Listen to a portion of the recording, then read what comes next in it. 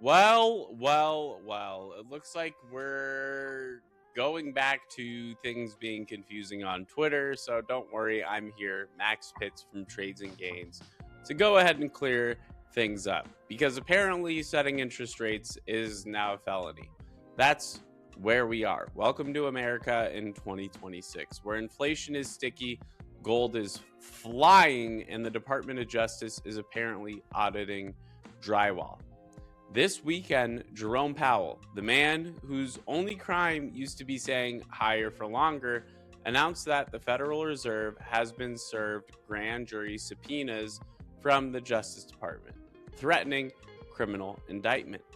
Not for insider trading, not for bribery, not for losing trillions in swaps. No, this will be for renovations. Yes, the most dangerous thing in Washington, a remodeling project. So, what did Powell actually say?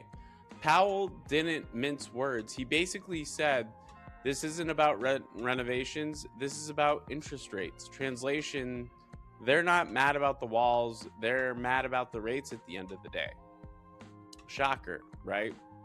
Now, Powell said the subpoenas are pretexts and that the real issue is that the Fed refuses to cut rates just because President wants cheaper debt heading into an election year.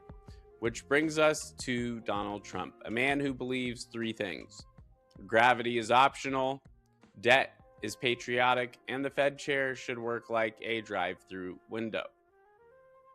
Now, why is this a big deal? Let's be clear. This is unprecedented. Not Nixon, not Reagan, not even Bush during 2008.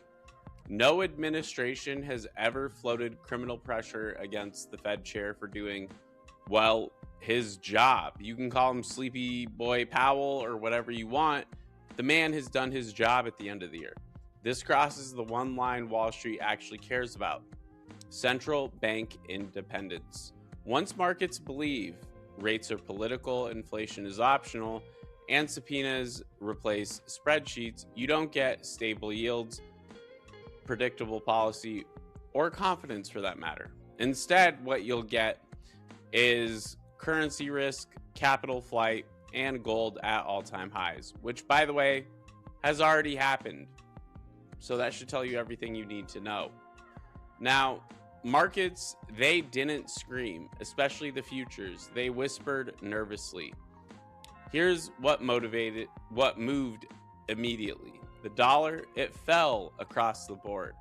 Gold, it went ahead and smacked record highs. The S&P 500 futures, well, they slipped, and treasuries, they rallied. The translation, this wasn't panic, it was hedging. Wall Street isn't screaming the Fed is dead. They're whispering, well, just in case this psycho Dorito can actually make this happen. Because once you threaten the Fed, even if nothing happens, the damage is already done. Now, let's talk about the Trump strategy, and this is where we can get a little bit more honest. Trump doesn't actually expect Powell to be indicted. This is pressure politics. As one strategist put it, he's pulling at loose threads. It's like pulling at the loose ends of a loose pair of shoes. You want to just cut them off, right? This is Trump saying, if I can't fire you, I'll make your job unbearable. Despite this man being able to, well, select a new Fed chair sooner, right?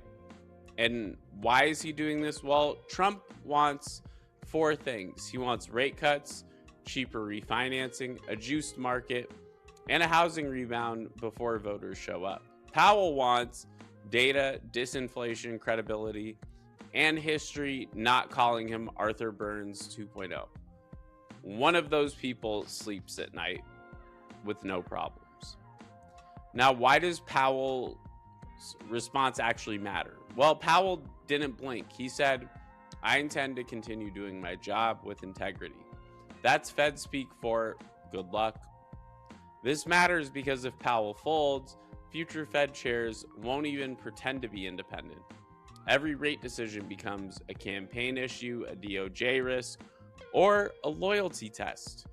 That's not monetary policy. That's banana republic economics. So, you know what's wild about this whole situation? For decades, America exported rule of law, independent institutions, and central bank credibility. Now we're exporting, well, rate cut threats. Some countries jail journalists, some rig elections. Apparently, we subpoena economists at this point. Look, you can hate Powell as much as you want. I'd rather take Sleepy Powell than some gung ho psychopath like Stephen Moran at this point, okay? You can hate your mortgage payment. But once you decide interest rates are a crime, you don't get growth, you just get straight chaos. And guess what? Wall Street is going to know it. That's why gold is screaming right now in futures, okay? That's why the dollar blinked and woke up. And that's why nobody is laughing, except that maybe the guy selling bullion ads on Fox News right now. So this isn't about drywall. It isn't about marble. It's about whether the most powerful economy on earth still believes numbers matter more than loyalty. And if the answer is no, then inflation won't be the problem. Credibility will be.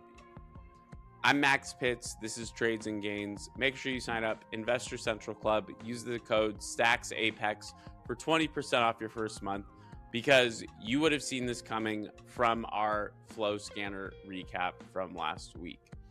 Anyways, I hope you guys have a great Sunday night.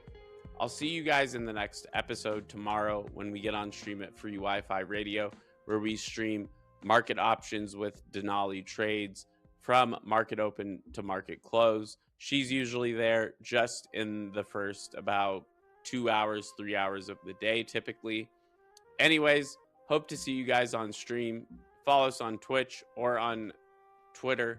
Both of those links will be in the description. Investor Central Club link will be in the description. And I hope you guys have a great rest of your night. And be safe out there, because I think we're looking at a market sell-off tomorrow morning after this kind of news hits and with gold ripping in the futures.